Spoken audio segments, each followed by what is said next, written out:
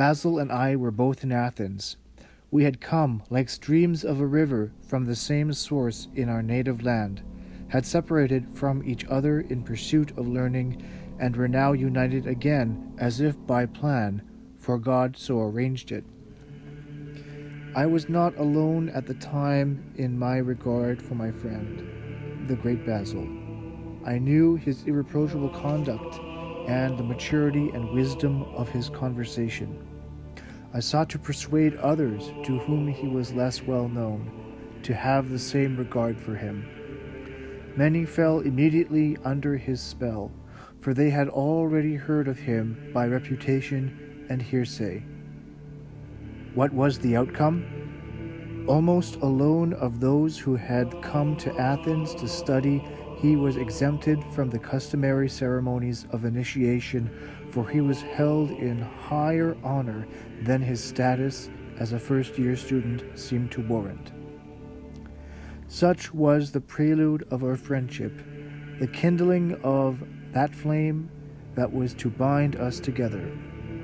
In this way, we began to feel affection for each other. When, in the course of time, we acknowledged our friendship and recognized that our ambition was a life of true wisdom, we became everything to each other. We shared the same lodging, the same table, the same desires, the same goal. Our love for each other grew daily warmer and deeper. The same hope inspired us, the pursuit of learning.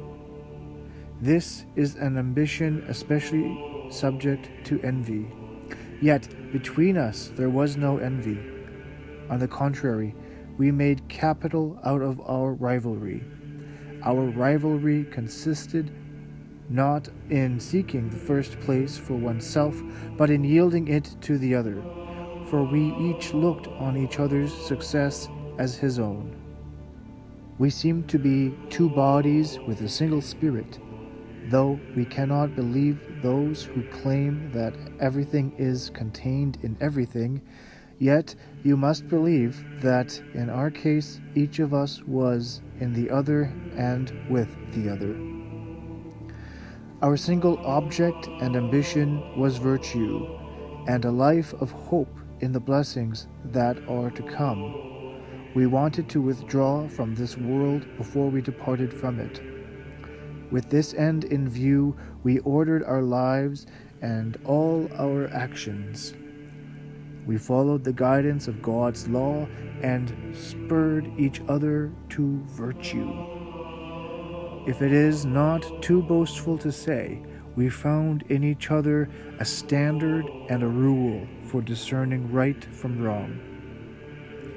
Different men have different names, which they owe to their parents or to themselves, that is, to their own pursuits and achievements.